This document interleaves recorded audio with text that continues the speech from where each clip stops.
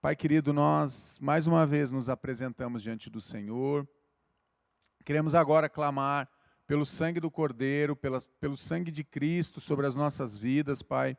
Queremos realmente cumprir, Pai, a vocação, o propósito como igreja do Senhor, como igreja viva, que serve a um Deus vivo, um Deus maravilhoso, que possamos realmente, Pai, cumprir o propósito que o Senhor tem estabelecido para nós nesse tempo, que é pregar o Teu Evangelho, levar o Evangelho da salvação, o Evangelho da paz, o Evangelho da cura e do Teu amor para as pessoas que estão sofrendo, Pai. Nos ajude, nos capacite nessa noite, que possamos nos esconder, Senhor, atrás da cruz, e o Teu nome seja honrado e glorificado. Amém? Agora você pode, sim, toma o teu lugar aí, vamos então para a palavra do Senhor. Eu quero falar sobre uma igreja profética em tempo de crise. Na última sexta-feira próxima passada, nós falamos também sobre a questão profética, dei algumas características de uma igreja verdadeira, de uma igreja que se chama profética. E agora eu quero continuar dentro desse tema, abordando esse assunto, falando um pouco nessa noite sobre uma igreja profética em tempo de crise.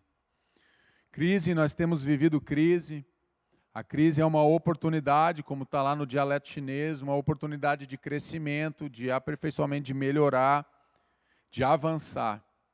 Mas também tem crises que chegam e nos paralisam e nos dificultam muito a nossa caminhada, e trazem medo, e trazem pavor, dependendo da crise, dependendo do tamanho da crise, dependendo do problema que vem junto com essa crise. Essa crise pode ser um grande gigante para nós, pode ser algo impossível para nós. E é sobre isso que eu quero meditar nessa noite, alguns minutos com você. Então vamos para a palavra do Senhor. Eu quero continuar no mesmo texto que eu ministrei a semana passada, sobre uma conversa aqui de Pedro e Jesus. E Jesus faz a pergunta para os seus discípulos: e vocês?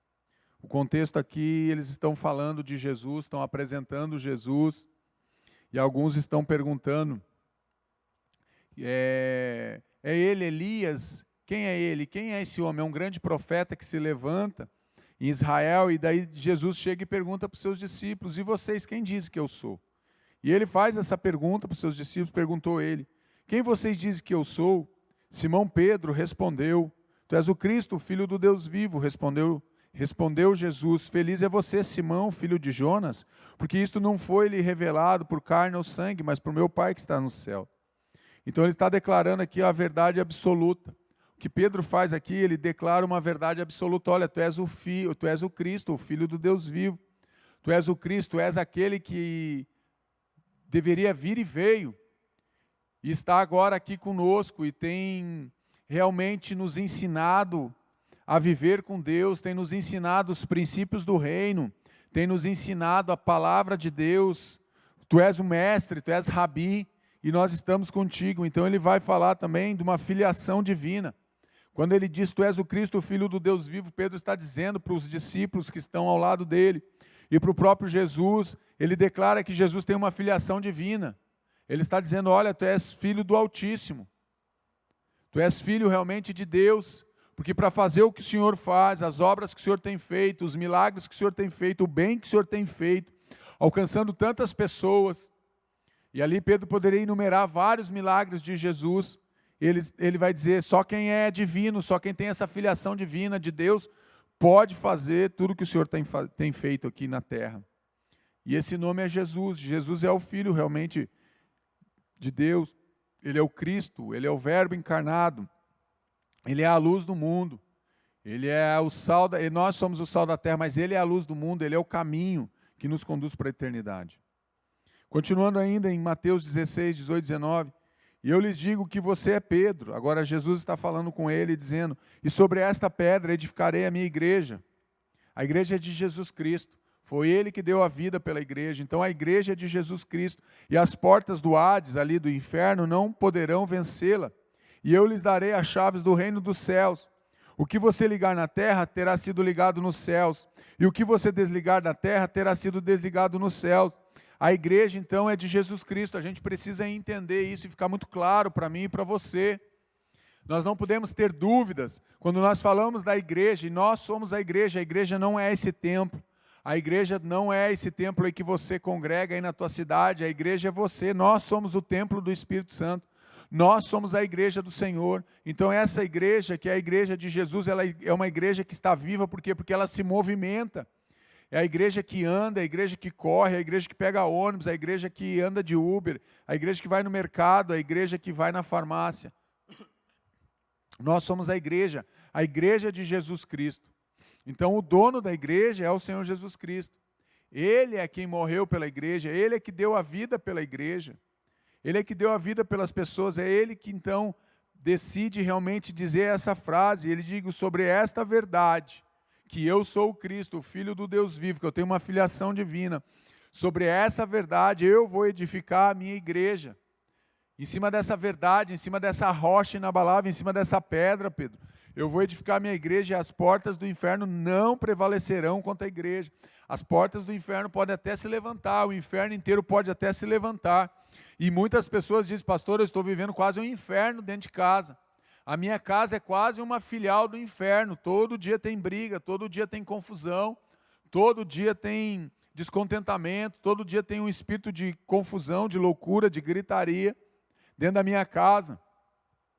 Mas Jesus está dizendo que as portas do inferno não vão prevalecer contra a igreja dele, a igreja de Jesus Cristo. A igreja, então, é de Jesus Cristo. Entenda isso. Em primeiro lugar, uma igreja profética é uma igreja que adora. É uma igreja que se inclina, é uma igreja que se prostra em direção a Deus. A igreja profética, ela é uma igreja que vai adorar. Deus é espírito e é necessário que os seus adoradores o adorem em espírito e em verdade. João 4, 24. Adorar é prostrar-se diante de. Quando você está tendo adoração, você está se prostrando diante de. Veneração, pastor, adoração, são sinônimos. Alguns vão dizer que não, mas são sinônimos. Então, quando você diz assim, eu não me prostro diante de alguém, ou de alguma autoridade, ou de alguma imagem. Não, mas tudo que você se prostra, você está adorando. Eu só estou venerando. Venerando e adoração é a mesma coisa. Está em contínua adoração. A igreja profética é uma igreja que está em contínua adoração. Em todos os momentos nós estamos adorando. Mesmo nos momentos difíceis, nós temos e devemos adorar a Jesus. Devemos continuar tendo adoração dentro do nosso coração. O que eu aprendo aqui?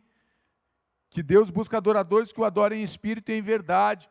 O verdadeiro adorador, ele não está preso pela enfermidade. O verdadeiro adorador, ele não para diante de uma dificuldade, ele não para diante do desemprego, ele não para diante da crise. Um adorador verdadeiro, ele continua adorando Jesus, mesmo em dificuldade, mesmo correndo risco de vida, mesmo tendo um problema muito sério, mesmo vivendo com uma incapacidade ou um impossível, ou quando se levanta um gigante diante dele. O homem e mulher, a igreja que adora, é uma igreja profética, porque ela continua voltando a sua adoração para Deus. E é isso que nós devemos fazer, estar em contínua adoração. Jesus lhe disse, retire-se Satanás, pois está escrito, adore o Senhor seu Deus, e só a Ele preste culto. Olha o que o texto aqui de Mateus 4, quando Satanás está tentando Jesus, ele fala, olha, retire para trás de mim, Satanás, porque está escrito, adore o Senhor seu Deus, e só a Ele preste culto. Nós não devemos prestar culto a ninguém. Nós não devemos prestar culto a nenhuma celebridade. Nós não devemos prestar culto a nenhuma imagem, a nenhuma pessoa. Nós só devemos adorar e prestar culto ao Senhor Jesus. Está aqui no texto de Mateus. Jesus, ele deixa bem claro, e só a Ele preste culto, só a Deus nós devemos prestar culto. Deus Pai, Deus Filho e Deus Espírito Santo. Então nós percebemos hoje um engano dentro da igreja, um engano dentro das casas, onde as pessoas, elas ficam adorando, venerando pessoas, seja um jogador de futebol, seja um ator famoso, seja uma pessoa famosa, seja um político, seja quem for, uma pessoa que tem um certo destaque na sociedade ou na comunidade. Muitas vezes as pessoas se voltam, e o texto está bem claro, adore o Senhor seu Deus, e só a Ele preste culto. Então não tem que ter culto aos ancestrais, culto aos mortos, culto a isso, não, a gente só cultua a Deus. Tudo que vem fora isso aí é pecado de idolatria. Então a igreja profética é uma igreja que vive adorando a Deus, vive em adoração. Deus é a razão da adoração da igreja. Deus, Ele é a razão da adoração da igreja. A igreja adora somente a Deus. Adoração centrada na pessoa de Jesus Cristo. Nós adoramos Jesus Cristo, nós adoramos o nosso Deus e o nosso Senhor. A nossa adoração é centrada para Jesus Cristo, para o Espírito Santo, para Deus Pai, Deus Filho e Deus Espírito. Essa é a adoração da igreja. A igreja profética é uma igreja que adora o Deus verdadeiro. Está sempre buscando realmente viver debaixo da bênção e da proteção de Deus. A igreja que adora, atribuam ao Senhor a glória que o seu nome merece, adorem o Senhor no esplendor do seu santuário, Salmo 29, 2, atribuir é o que? Conceder, adorar, reconhecer os atributos de Deus. Quando nós estamos adorando a Deus, nós estamos reconhecendo primeiramente os atributos de Deus. E tem os atributos de Deus que são comunicáveis e os atributos de Deus que são incomunicáveis com o homem. Deus é amor. Deus, Ele comunica o amor dele com o homem pode amar, então isso é um atributo comunicável de Deus. Mas onisciência, onipresença, onipotência, Deus sempre existiu, Ele é autoexistente. Isso são atributos de Deus que não são comunicáveis com o ser humano. Então nós adoramos Deus porque nós reconhecemos o quê? Os atributos dele como Deus. A grandeza, a majestade, a soberania, o poder. Isso são atributos de Deus que a igreja precisa reconhecer. A igreja profética é uma igreja que adora, e adora reconhecendo os atributos de quem ela serve. Os atributos de Deus, do nosso Senhor e do nosso Salvador Jesus Cristo. Precisamos reconhecer esses atributos.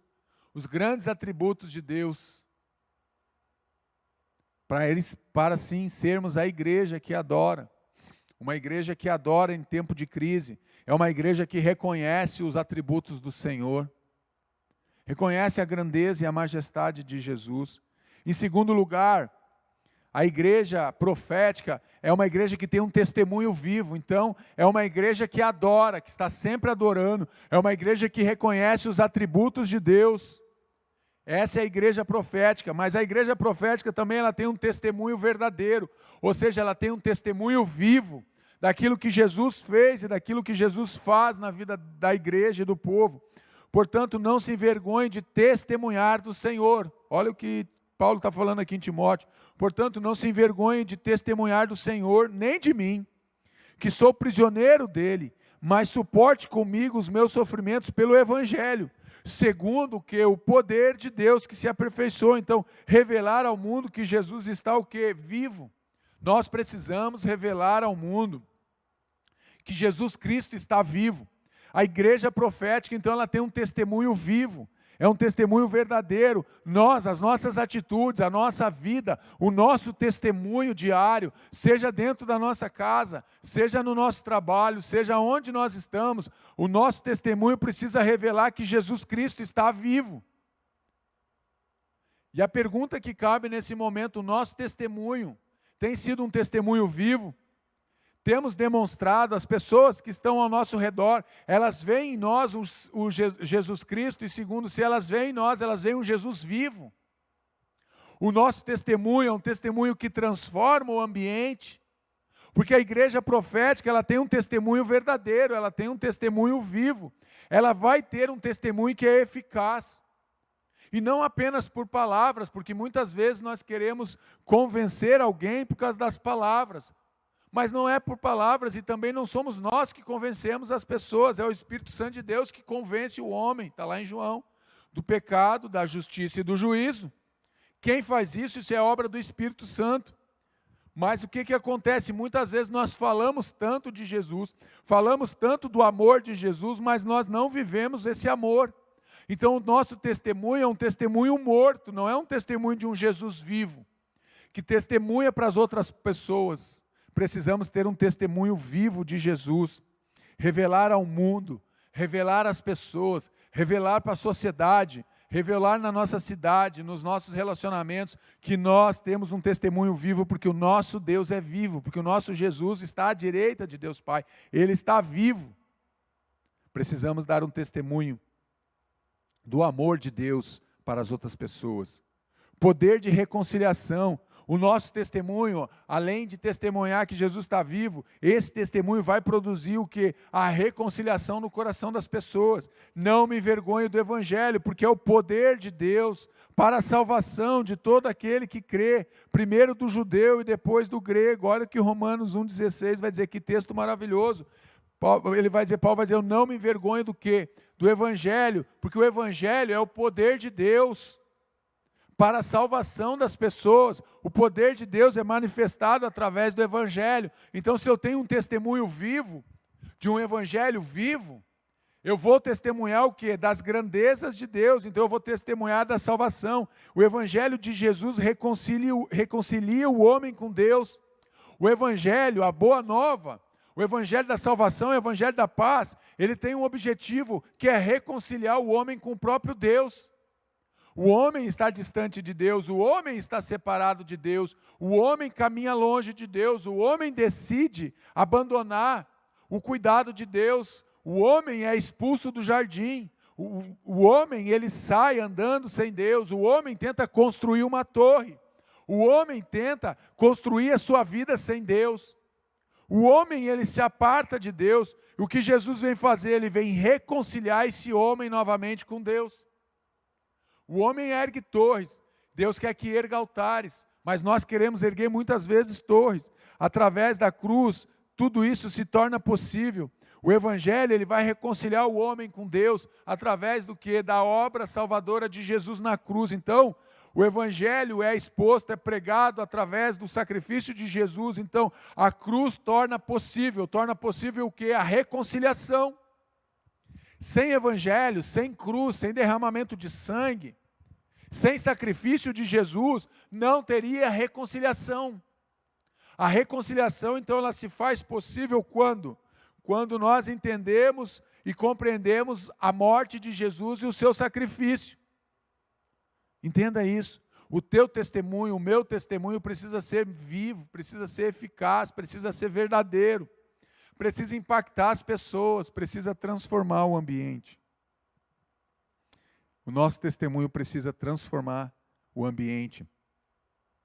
Mas o que nós testemunhamos, pastor? Precisamos testemunhar os feitos de Cristo. Neste sentido, o verbo significa relatar os acontecimentos. Testemunhar quer dizer relatar, significa então relatar o que? Os acontecimentos, aquilo que Jesus fez. E o melhor testemunho vivo que você pode dar é o que Jesus está fazendo, o que Jesus já fez e o que Ele está fazendo aonde? Na tua vida. Esse é o maior testemunho vivo que você pode dar para alguém. O testemunho do que Jesus fez e está fazendo na tua vida. Mas receberão poder quando o Espírito Santo descer sobre vocês, e serão minhas testemunhas em Jerusalém, e em toda a Judéia e Samaria e até os confins da terra. Atos 1:8. Testemunhar então os feitos de Cristo. Precisamos dar testemunho daquilo que Jesus fez. Às vezes nós só contamos entenda o que eu vou falar, nós só comunicamos os desastres, nós só comunicamos as nossas derrotas, os nossos fracassos. Nós vamos muito pedir ajuda, e está certo, nós devemos pedir ajuda para pessoas que podem nos ajudar. Mas muitas vezes nós não damos um testemunho vivo depois, quando Deus nos abençoa, quando Deus restaura, muitas vezes nós não voltamos nem para agradecer, nós não voltamos nem para testemunhar. Precisamos ter um espaço sim, para nós pedirmos socorro e ajuda, mas precisamos ter um testemunho, também um espaço para o testemunho, daquilo que Deus está fazendo, daquilo que Deus fez e daquilo que Deus está fazendo na tua vida. Atos 1:8 vai falar do poder que nós recebemos do alto, a capacitação que nós recebemos do alto.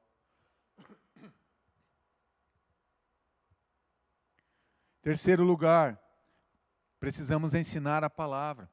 Uma igreja profética é uma igreja que adora acima de qualquer circunstância, é uma igreja que testemunha do amor de um Deus vivo, mas é uma igreja também, a igreja profética, é uma igreja que ensina a palavra. Olha o que diz o texto de 2 Timóteo 3:16 e 17. Toda a escritura é inspirada por Deus. Começa por aqui, preste atenção, toda a escritura. Se é toda a escritura, meu irmão, é toda a escritura, não tem partes. Essa parte é inspirada, essa aqui eu acho que não é muito inspirada não, pastor, afinal de contas, está contando aqui de um relato de derrota, de traição, está contando aqui um relato de fracasso, de um assassinato, então isso aqui não é inspirado. Vou repetir, toda a Escritura é inspirada por Deus, é útil para o ensino, para a repreensão, para a correção e para a instrução na justiça, para que o homem de Deus, o ser humano aqui, o homem de Deus, seja apto e plenamente preparado para toda boa obra. Está lá 2 Timóteo 3,16. O grego aqui, essa palavra inspirada quer dizer soprada. Inspirada quer dizer que foi soprada, ou seja, o fôlego de vida. E Deus forma o homem e sopra o fôlego de vida em suas narinas. Deus soprou, Deus sopra o fôlego. Então essa palavra é inspirada. Toda a palavra de Deus foi soprada, foi inspirada por Ele mesmo. Portanto, o que eu entendo com essa palavra, é que a palavra de Deus, ela é o quê? Infalível. A palavra de Deus é infalível e ela vai se cumprir vírgula por vírgula. Ela já tem vários cumprimentos desde do Antigo Testamento, até mesmo no Novo Testamento. Existem profecias que ainda não se cumpriram, mas vão se cumprir, porque a palavra de Deus, ela é infalível. Entenda isso, ela não contém erros. Pode dizer que tem, mas a classificação do morcego, mas o lago da Galileia não é rio, não é mar, mas é um lago da Galileia. Meus irmãos, a palavra de Deus não contém, ela é infalível, porque a palavra de Deus é uma carta de amor de Deus, e ela começa lá no Gênesis e ela se encerra no Apocalipse. Deus, ele vai falando de um amor por uma nação. Deus, ele vai falando de um amor que ele tem pelo povo de Israel, e depois ele abre esse amor, e esse amor é para todo ser humano, e alcança todos aqueles que creem no nome dele, que fazem uma aliança com ele. Esse amor é estendido, então, para todas as nações, para todos aqueles que desejam caminhar e ter uma aliança com o Senhor Jesus Cristo. É isso que esse texto está dizendo. Precisamos ensinar a palavra. Então nunca esqueça, uma igreja profética é uma igreja que ensina a palavra. O mesmo texto, toda a Escritura é inspirada por Deus, útil para o ensino. O que é esse ensino? Tudo que ensinamos, fazemos e cremos está apoiado aonde? Na Escritura. A base da nossa fé, a base da nossa esperança, a base da nossa crença está firmada na palavra de Deus. Então a base tem que ser o quê? A base é a palavra de Deus. Tudo que ensinamos, fazemos e cremos está apoiado na Escritura. A igreja profética é uma igreja que ensina a palavra de Deus. E a Igreja Batista do Bom Retiro aqui, culto após culto, seja o pastor Lobo, seja qualquer um dos pastores que ministram aqui, o que nós gastamos, o que nós ensinamos da palavra de Deus para vocês, são vários versículos, são vários textos em cada ministração da palavra de Deus. Nós estamos aqui ensinando vocês a palavra de Deus, ela é a base que sustenta a nossa fé, ela vem daí, a base está na palavra de Deus, que vem com os ensinamentos de Deus para a nossa vida. E dali nós extraímos o que é a fé que nós temos. Ora, a fé vem por ouvir e ouvir a palavra de Deus. Uma igreja profética precisa ser uma igreja que ensina a palavra, que ensine a palavra em todos os momentos. Nós não podemos perder oportunidades, meu irmão, de ficar ensinando a palavra. Precisamos ensinar a palavra para as pessoas. Hoje em dia nós temos visto aí tantas pessoas que não conhecem a palavra de Deus, que não conseguem, que não têm intimidade com a palavra de Deus. Você fala para ela procurar o Êxodo, ela vai lá para o Novo Testamento, mas aonde é que é, pastor? Pessoas que não se relacionam, pessoas que não têm despertada nelas um sentimento de pesquisar a palavra, de entender a palavra, de meditar na palavra, de estudar, até mesmo nem leem a palavra. Muitas vezes colocam um versículo no celular hoje, muitas pessoas nem carregam mais a Bíblia. Porque são pessoas que não têm mais prazer em ensinar a palavra de Deus, mas nós temos a alegria. Nós temos muita alegria de ensinar a palavra de Deus, de nos debruçarmos em cima da palavra de Deus, de meditarmos na palavra de Deus, sempre para trazer um ensino que venha em forma de alimento espiritual para você, que está na tua casa, e para você que está aqui na igreja da mesma forma. Esse é o nosso papel, é para que o povo conheça a verdade, e como a palavra de Deus diz lá em João, conhecereis a verdade, e a verdade vos libertará.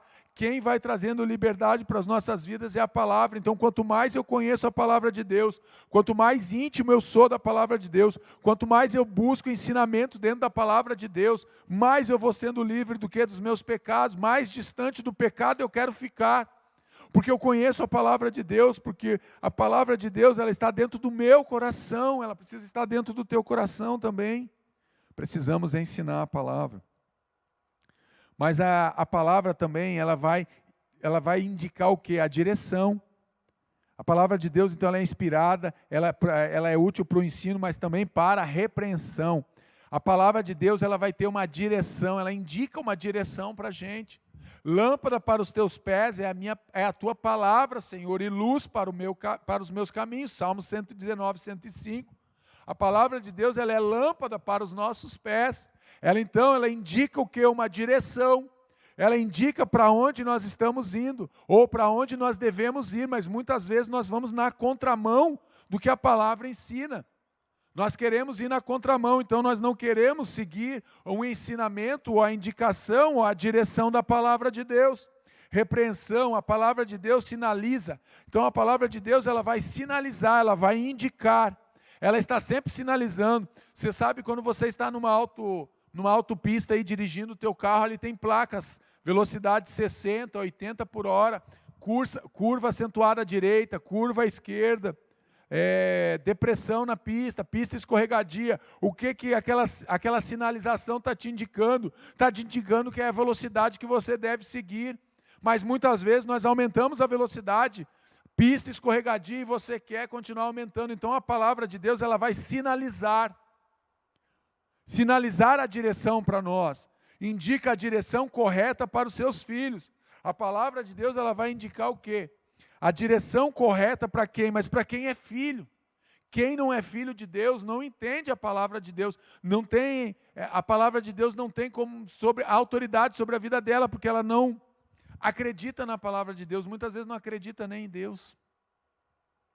Pessoas que vivem distante de Deus, são pessoas que não têm direção, são pessoas que qualquer direção serve, qualquer caminho serve, qualquer estrada serve, pastor. Não é assim com Deus. Deus, ele está sinalizando para nós um caminho para a eternidade. A igreja profética é uma igreja que se preocupa com o ensino da palavra. Ela tem um tempo para ensinar a palavra de Deus, porque a palavra de Deus sempre vai ter o que? A sinalização da direção, sempre vai indicar para nós a direção. Mas ela também corrige o que? A rota. A palavra de Deus serve também para nós, para corrigir o que? A nossa rota. É o mesmo texto de 2 Timóteo 3,16. Então, ela é útil para o ensino, para a repreensão e para o quê? Para a correção. Então, a palavra de Deus vai corrigir o quê? A nossa rota. A rota que nós estamos andando precisa ser muitas vezes corrigida. E quem vai corrigir? O balizador da correção é a palavra de Deus.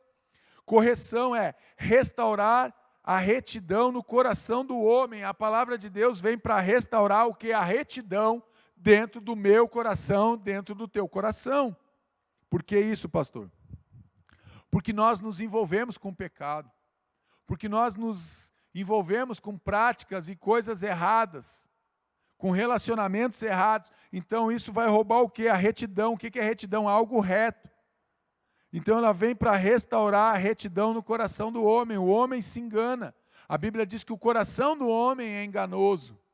Então nós precisamos, durante a nossa caminhada, durante a nossa jornada de fé, vão ter momentos, se ainda não aconteceu, vai acontecer, mas existem momentos que nós precisamos o quê? Corrigir a nossa rota. A rota está o quê? Estamos indo para a direita, mas a rota está dizendo que é para ir pelo centro. O GPS está dizendo, não entre nessa rua, mas você vai lá e entra, ele vai dizer, recalculando o quê? A rota. Precisamos corrigir a rota, para que nós não venhamos a nos acidentar ali na frente, para que nós não venhamos a nos machucar, nos ferir e ferir pessoas que amamos e pessoas que nos amam, pessoas que estão caminhando conosco, para nós não ferirmos as ovelhas do rebanho. A igreja profética é uma igreja que se preocupa então com a palavra de Deus. Precisamos corrigir a rota para onde nós estamos indo. Muitas pessoas, o texto é bem claro, no último dia, no dia do julgamento, muitos irão dizer: Senhor, Senhor, em teu nome eu expulsei demônios, em teu nome eu preguei a palavra, em teu nome eu fiz isso. E Jesus vai olhar e vai dizer: nunca vos conheci. Apartai-vos de mim, vós que praticais a iniquidade, para o fogo eterno. Pessoas que pensam que estão na rota certa, que não querem corrigir a rota, que continuam teimosas, pessoas teimosas que continuam naquela rota, que é uma rota de destruição, que é uma rota de fracasso, e elas não querem corrigir a rota. A palavra de Deus, ela vem para nos corrigir a nossa rota, então ela restaura dentro de nós, ela restaura, ela corrige a nossa rota, quando nós estamos nos perdendo ou caminhando para longe do Senhor. Mas também ela traz instrução, guiados o quê? Guiados pela palavra. Então ela é útil para o ensino, para a repreensão, para a correção e para o quê? Para a instrução na justiça. Mas em qual justiça? Na minha justiça? Não, na justiça de Deus. Instrução, a Bíblia é o único guia de instrução. A Bíblia é o nosso guia de instrução. Ela tem instrução para todas as áreas da nossa vida, para todos os assuntos. Você está com crise no casamento, meu irmão, a Bíblia vai falar sobre casamento. Você vai ver 1 Coríntios 7, Efésios, vários textos vão falar sobre casamento. Não, pastor, o meu problema é de financeiro, a Bíblia vai falar de finanças. O meu problema é uma perseguição, pastor, é um problema espiritual, a Bíblia fala sobre problema espiritual. O meu problema é o pecado tal, pastor, a Bíblia fala do teu pecado. O meu problema, pastor, é que eu grito demais, eu sou muito brigão. A Bíblia fala sobre isso, que nós não devemos, que nós podemos até nos irar, mas nós não devemos pecar com a nossa ira. Que nós não devemos ser grossos com as pessoas, mal educados. A Bíblia vai abordar todos os assuntos, porque ela é um guia. A palavra de Deus é um guia, é o nosso único guia de instrução. Tudo que nós precisamos está na palavra de Deus. Então, por que nós não acessamos a palavra de Deus, pastor? Porque nós temos muitas vezes preguiça. Essa é a palavra. Porque muitas vezes nós temos preguiça, então nós não queremos procurar, então é mais fácil nós perguntarmos para alguém que é estudioso da palavra, perguntarmos para um pastor, sobre esse assunto, o que a Bíblia diz. Meu irmão, seja um pesquisador, vá atrás, pegue a tua Bíblia, marque os textos. Eu marco na minha Bíblia textos. Quando Deus fala comigo, textos importantes. A Bíblia vai sempre ter uma instrução para a tua vida, para todas as áreas da tua vida, seja sentimental, emocional, seja doença, seja financeira, seja um distúrbio, seja uma disfunção. A Bíblia sempre tem a instrução certa para o povo de Deus. Ela é o nosso guia.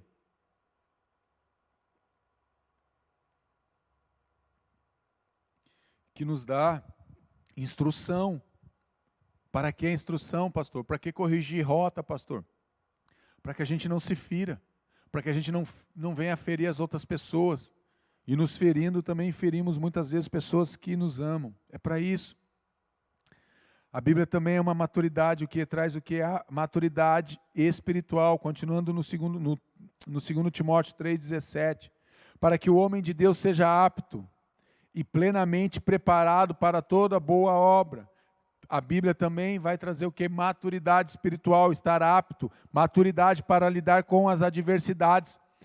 Conforme nós vamos amadurecendo, conforme nós temos relacionamento com Deus, conforme nós nos aprofundamos no ensino da palavra, isso vai gerando em nós maturidade espiritual. E quanto mais maduro eu vou ficando espiritualmente falando agora, não tem nada a ver com a nossa idade, tem a ver com o quanto nós nos envolvemos com Deus. Nós vamos saber lidar com o quê? Com as adversidades que nós vamos enfrentar, porque nós temos adversidades. Nós vamos passar por dificuldades e problemas, e adversidades que se levantam. Mas o quanto eu tenho de maturidade espiritual diante de Deus, e eu vou reagir de formas diferentes diante da adversidade que eu estou enfrentando. Um exemplo, às vezes o teu problema é o teu casamento. Ou você fala que o teu problema é o teu marido ou a tua esposa. Às vezes o teu problema não é o teu marido, às vezes o teu problema é você mesmo. Às vezes o teu problema não é a tua esposa, às vezes o problema é você. Mas por falta de maturidade você gosta de dizer que o problema é ele, o problema é ela. Mas se você não mudar, ele não vai mudar. O problema é que nós queremos mudar as outras pessoas, mas nós mesmos não fazemos nada para mudar o nosso comportamento.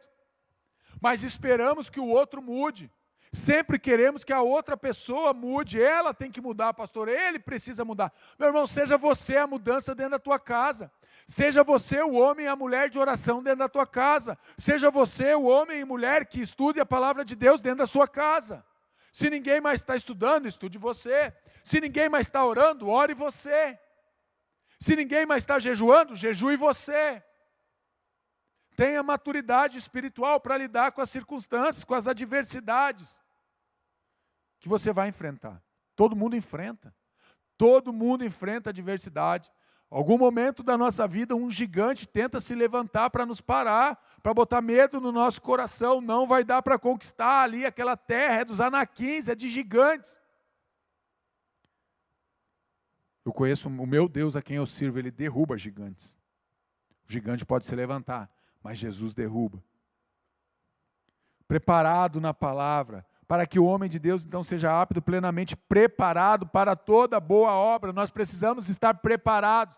Precisamos ser preparados e estar preparados para o quê? Para toda boa obra. 2 Timóteo 3,17. Pastor, mas não são as obras que nos salvam, é verdade. Esse texto aqui, o texto de Efésios 2:8, 9 e 10 vai dizer isso, que pela graça sois salvos por meio da fé. E isso não vem de vós, é dom de Deus, não vem das obras para que ninguém se glorie. Compreende a palavra, o que vai produzir no coração as boas obras. Compreende o que é a palavra, o que vai produzir no nosso coração as boas obras. Porque nós estamos preparados, nós conhecemos a palavra. Então essa palavra que vai gerar no nosso coração uma semente, vai produzir o que? No nosso coração as boas obras. E nós vamos querer andar em boas obras. E eu já vou ler o texto de Efésios para você, não se preocupe. Olha só o que o texto diz. Efésios 2:10. Criação de Deus. Porque somos criação de Deus, realizada em Cristo Jesus, para fazermos boas obras. Diga aí, para fazermos boas obras. Meu irmão, eu faço boa obra porque eu sou salvo por Jesus Cristo. Eu entendo que o amor de Deus me constrange, então eu vou praticar as boas obras. Eu não pratico boas obras para alcançar algo. Eu não pratico boas obras para ser salvo, mas porque eu já fui salvo. Eu pratico as boas obras, eu ando em boas obras. É isso que o texto de Efésios está dizendo. As quais Deus preparou de antemão, Deus preparou antes de tudo, para que nós as praticássemos. Nós precisamos praticar as boas obras, porque nós fomos alcançados, porque somos salvos, praticamos boas obras, entendeu? Você não pratica boa obra para ser salvo, mas porque você foi salvo. Então o nosso coração vai gerando as boas obras, e aí eu me preocupo com o outro. O que é boa obra, pastor? É se preocupar com a dor do outro, é se preocupar com a adversidade do outro, é poder estender a mão sobre a vida das pessoas e ajudar, não se encolher. Quando você pode ajudar alguém, ajude. Mas como que eu ajudo pessoas? De várias formas, orando, abençoando, dando comida, roupa, não sei, ofertando, pagando uma conta, eu não sei. Você pode ajudar as pessoas e andar em boas obras de várias formas. Deus vai falar com você qual é a forma que é para você ajudar aquela pessoa, mas para isso você precisa orar ou bênção. Se você não orar, Deus não vai falar. Mas se você orar, Deus vai te mostrar como você deve agir com aquela pessoa, como você deve abençoar aquela pessoa. Entenda isso nessa noite. As boas obras existem para nós andarmos e praticarmos nela, porque nós fomos alcançados pela graça de Jesus. E por isso, porque nós somos criação de Deus, e Deus nos ama, e Deus nos criou, para nós nos relacionarmos com Ele, nos relacionarmos com as outras pessoas. Então essas boas obras Deus criou para nós andarmos nela, para quê? Para que nós tenhamos unidade um com os outros, para nós ajudarmos pessoas, para nós não sermos egoístas. E olha que Deus fazendo isso, nós ainda somos egoístas, somos orgulhosos, presunçosos. Imagina se Deus não colocasse as boas obras para nós, onde cada um fosse realmente lutar somente por si, não se preocupasse com o outro. Ia ser um grande ringue, uma grande arena. E mesmo assim já é. Ensina a palavra, voltando ainda para o 3, eu abri aquele adendo ali só para falar sobre correção, repreensão. Ensina a palavra, agora sim, Salmo 119, a tua palavra é lâmpada que ilumina os meus passos, é a luz que clareia o meu caminho. A tua palavra é a lâmpada que ilumina os meus passos. A palavra é a lâmpada que produz a verdadeira luz espiritual. A palavra de Deus, ela vai trazer o quê? Luz espiritual, ela vai trazer luz para o nosso caminho. Ela vai trazer luz para as nossas decisões. Então, se eu conheço a palavra de Deus, ela é uma lâmpada que se acende. Quando eu leio a palavra de Deus, ela é uma lâmpada que se acende. Quando eu coloco as minhas decisões, e eu vou pautar as minhas decisões em cima da palavra de Deus, eu vou começar a compreender. Então ela vai vir como uma lâmpada, como uma lupa que vai mostrar para mim e vai dizer, não faça isso, isso que você está fazendo, Deus não se agrada. Por quê? Porque a palavra dele é uma lâmpada que vai nos dar a direção, vai nos mostrar o que agrada a Deus e o que não agrada a Deus dentro do nosso comportamento. Então as nossas decisões, as nossas escolhas, elas podem ser feitas a partir da palavra de Deus. Nós deveríamos sempre consultar o quê? A palavra de Deus antes de tomarmos decisões. Antes de nos casarmos, antes de sairmos do emprego, antes de irmos para o emprego, antes de fazermos viagem, antes de fazermos qualquer coisa, nós devemos buscar o quê? Um ensinamento dentro da palavra de Deus. Porque ela é a lâmpada que produz o quê? A verdadeira luz, ela vai trazer claridade. Ela vai tirar o quê? A dúvida, ela vai tirar o quê? A escuridão. Quando eu estou em escuridão eu não enxergo, mas quando eu estou na claridade, eu enxergo bem.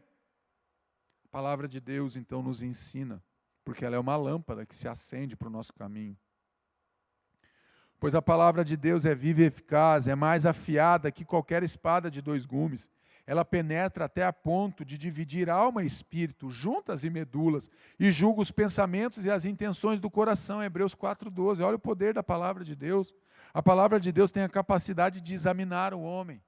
A palavra de Deus, ela examina. Quando você se debruça diante da palavra de Deus, quando você estuda a palavra de Deus, quando você se coloca diante da palavra de Deus e você medita na palavra de Deus, eu quero te dizer que ela tem capacidade para examinar e ela vai te trazer o quê? A resposta daquilo que você está procurando.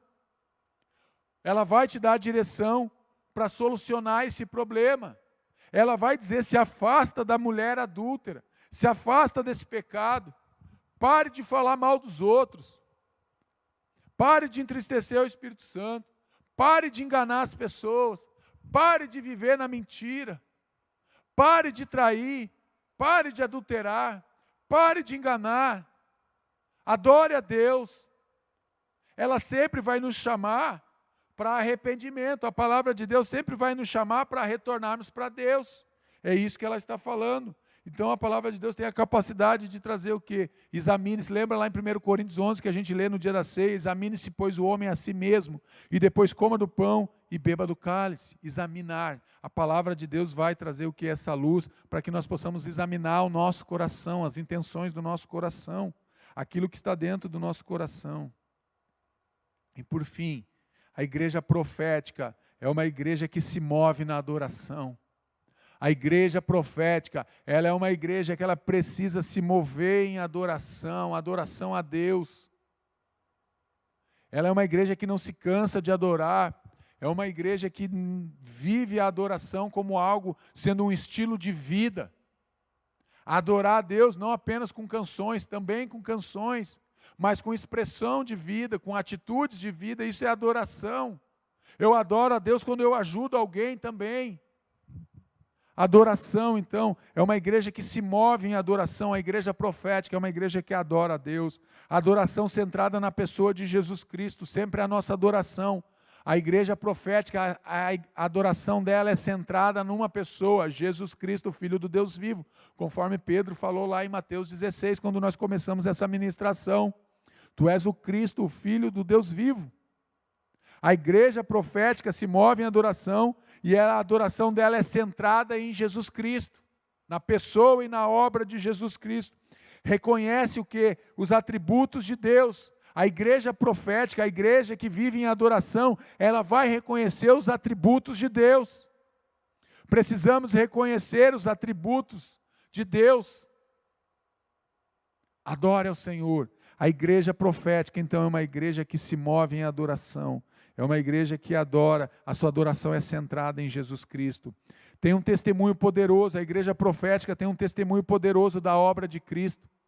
O testemunho da igreja profética é um testemunho vivo, verdadeiro, eficaz. É uma igreja realmente que tem um testemunho de reconciliação. A igreja profética, ela sempre vai ter um testemunho de reconciliação do ser humano com Deus, revela que Jesus está vivo.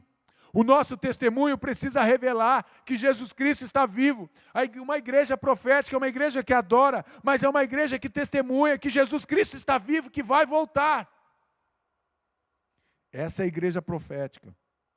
É uma igreja que se move como um estilo de adoração, mas é uma igreja também que testemunha do poder de Deus, testemunha da obra de Jesus e testemunha da reconciliação de Deus com o ser humano. E por fim, a igreja profética ela tem poder na palavra, ela entende que tem poder na palavra de Deus. É uma igreja realmente que prega e ensina a palavra de Deus, poder para ensinar, para corrigir, para instruir e para examinar. A igreja profética, ela ensina, ela corrige, ela instrui e ela examina através da palavra de Deus. A palavra de Deus é o balizador, é a palavra de Deus. Então, o que está escrito? Está escrito isso. A igreja profética é uma igreja que ensina a palavra de Deus para as suas ovelhas, para o seu rebanho. Precisamos ensinar a palavra de Deus, mas nós também precisamos nos voltar para a palavra de Deus, precisamos estudar a palavra de Deus. Não se contente apenas com o que você aprende aqui no culto da quarta, no culto da sexta, do sábado e do domingo, não. Tenha você também o desejo, o ânimo, a disposição de estudar a palavra de Deus, para que Deus fale com você e você conheça a palavra de Deus. É importante estarmos numa igreja assim, temos essa cobertura espiritual, sim, lógico que eu não estou falando isso, mas também você pode e deve ter momentos na tua casa com Deus, através do ensino da palavra de Deus. Deus vai te ensinar, vai te corrigir, vai te instruir, vai te levar a se examinar dentro da palavra de Deus lá na tua casa. Deus pode fazer isso em qualquer lugar, mas Deus também faz isso na igreja. Uma igreja profética adora a Deus, tem um testemunho vivo e poderoso e ensina a palavra de Deus, ensina a palavra com amor e ousadia. Essa é a igreja profética. A igreja profética adora a Deus, tem testemunho vivo e poderoso e ensina a palavra com amor e ousadia. A igreja profética, meus irmãos, é uma igreja que tem que adorar, tem que testemunhar e tem que ensinar a palavra. Porque senão não é uma igreja profética, pode ter o nome que quiser, que desejar, mas não tem nada de profético. Porque nós temos aqui ter comunhão com Deus, com Jesus Cristo. Igreja, na crise a igreja adora, testemunha e prega a palavra. Quer vencer a igreja profética em tempo de crise? É uma igreja que continua adorando, é uma igreja que continua testemunhando, e é uma igreja que continua pregando a palavra.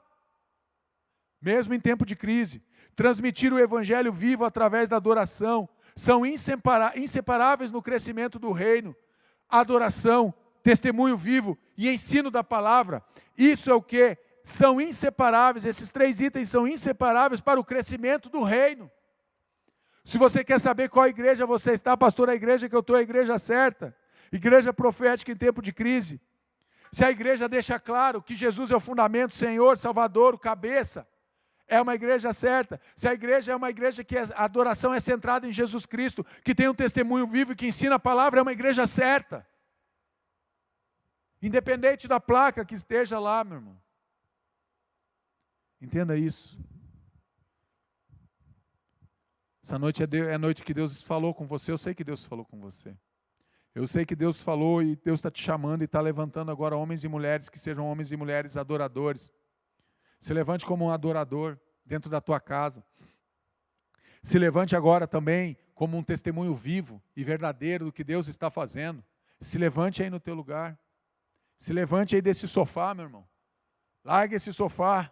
Diga, você não vai mais me segurar. Chega de comodidade. Chega de se deitar no sofá e ver Netflix, meu irmão. Levante esse lugar, adora a Deus, dá um testemunho vivo do que Deus está fazendo e ensina a palavra, meu irmão. Pregue a palavra. E se preciso for, use palavras. Mas pregue a palavra de Deus com atos e atitudes e comportamento. Eu quero orar com você nessa noite.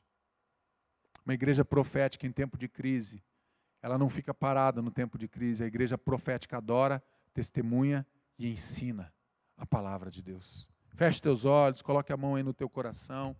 Vamos levantar um clamor agora a Deus, vamos orar juntos. Peça realmente para o Espírito Santo de Deus te dirigir agora os teus passos. E se você se identificou em alguma coisa dessas que foram faladas aqui, não é para te machucar, mas é para você consertar a tua vida. Conserte a tua vida com Deus. Diga a Deus, eu errei por vários momentos da minha vida, mas agora eu quero consertar a minha vida com o Senhor. Eu quero consertar e eu quero estar numa igreja que seja uma igreja profética, que reaja ao tempo de crise, adorando, testemunhando e ensinando a palavra. Pai querido, muito obrigado, Senhor. Obrigado por esse tempo, obrigado por essa noite, obrigado pela tua palavra, Pai, que vem nos ensinar, que vem nos mostrar o caminho, nos dar a direção dentro das verdades que estão contidas dentro da tua palavra. Pai, levanta agora, Pai, famílias proféticas, levanta agora casas proféticas, levanta agora homens e mulheres profeticamente, Deus, que vão trazer uma profecia de ensino da tua palavra, que vão ser testemunhos vivos e que vão adorar o teu nome. Isso é ser profético, Pai. Muitas vezes achamos que profético é apenas profetizar algo que vai acontecer e deixamos de viver, Pai, uma vida com um estilo de adoração, uma vida realmente de um testemunho vivo do que o Senhor fez, e deixamos de anunciar o teu reino, deixamos de anunciar a tua palavra.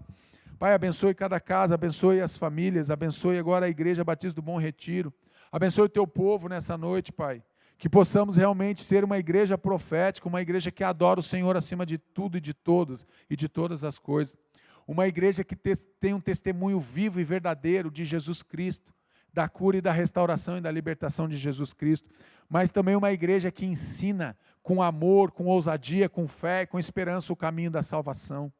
Nos ajude, Senhor, a cumprirmos realmente a nossa vocação, a cumprirmos realmente, a sermos e cumprirmos a igreja profética que o Senhor tem colocado nesse tempo aqui, nessa nação, Pai, em nome de Jesus. Que o Senhor abençoe agora as vidas, ó Pai, que ouviram essa palavra, que o Teu Espírito Santo quebre agora todo sofisma, toda mentira, todo engano, toda palavra mal colocada, toda falta de interpretação da Tua palavra, nós arrancamos agora do coração, Pai. Que essa palavra tenha sido lançada como uma boa semente, Deus, no coração dos Teus filhos, e que possa germinar, que possa frutificar para a glória e louvor do Teu nome. Nós oramos assim no precioso nome de Jesus, nosso Senhor, nosso Salvador. A Ele honra, glória e louvor pelos séculos dos séculos. Amém, amém e amém. Deus te abençoe, que você tenha um final de semana cheio da presença do Senhor. Adore o Senhor, testemunhe do Senhor e ensine a palavra do Senhor. Amém? Tchau, Deus abençoe.